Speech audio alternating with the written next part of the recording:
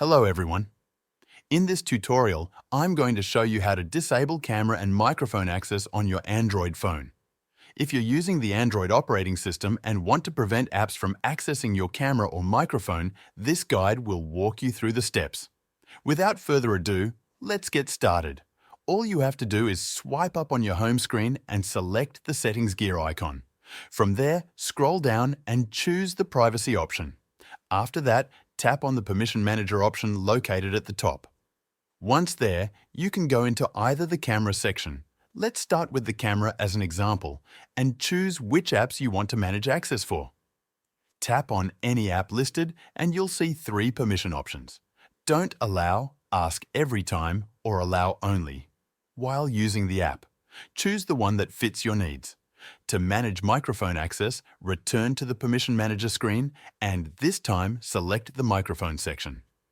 Just like with the camera, you'll see a list of apps that have requested access to your microphone.